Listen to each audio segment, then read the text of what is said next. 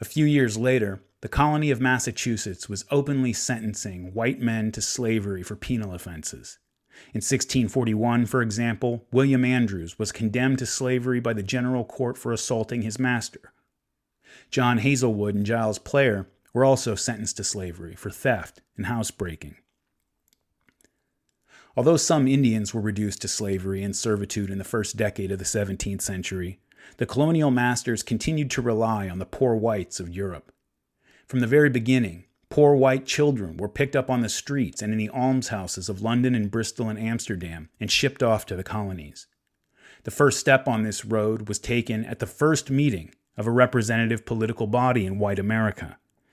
At its very first meeting in Jamestown, the Virginia legislature provided for the recording and enforcing of contracts of indenture, forbade servants from marrying without consent, and authorized masters to whip their servants. When, towards the end of this interesting year, the first blacks landed at Jamestown, they found the system of servitude firmly established and most of the white population living in the shadow of chains. In that same year, a ship from London brought 100 white women, and they were bought up immediately at a price of 120 pounds of tobacco each. Another memorable event of the year was the arrival of 100 poor children from the streets of England.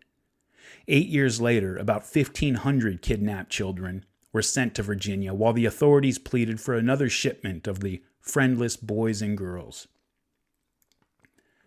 The number of servants crossing the Atlantic increased year by year, and by the middle of the century, the trade in white men was an international business which commanded the attention of politicians, merchants, captains, and bankers.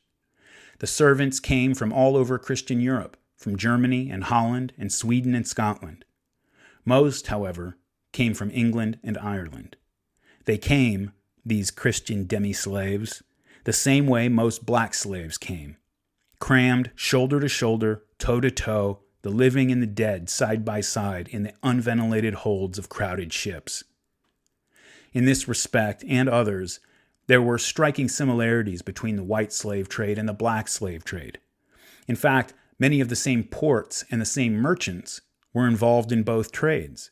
Some of the big African slave traders acquired their experience and capital in the white servant trade. There were also common mechanisms in the systems of capture and delivery.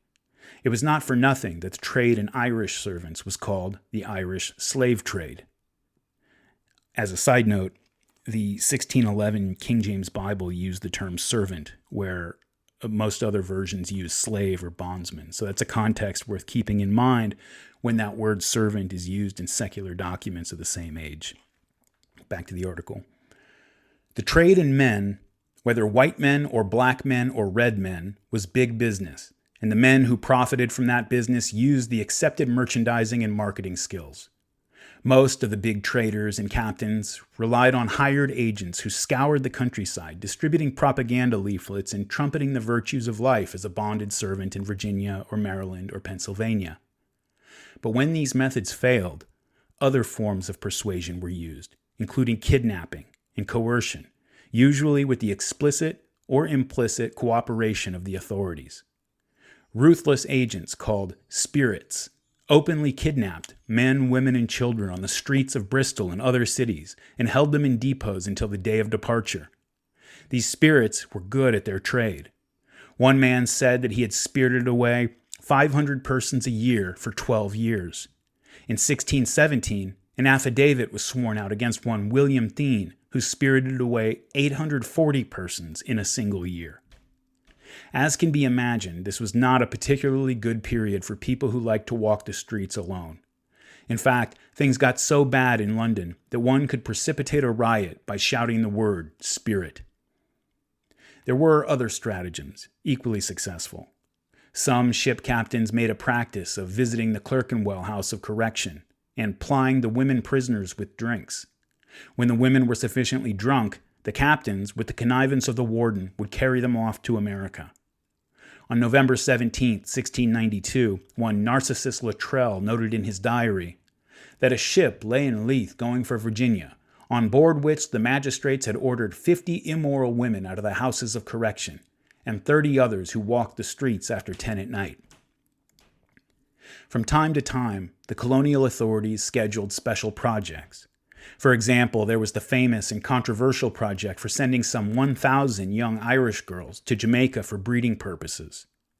No one seems to know what happened to this plan, but there is a letter of one Henry Cromwell which throws a curious light on the age.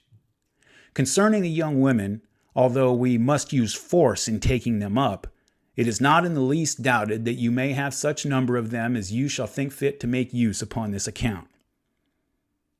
Another source of unwilling colonists was the penitentiary. The best estimates suggest that at least 50,000 convicts were shipped to America in this period, and that most of them went to Virginia and Maryland, which were known in some circles as penal colonies. Marcus W. Jernigan, author of Laboring and Dependent Classes in Colonial America, has written, "In this connection, it has been suggested that American genealogists, in search of missing data to complete their family tree, would find a rich mine of unexplored material in the archives of the prisons of Newgate and Old Bailey,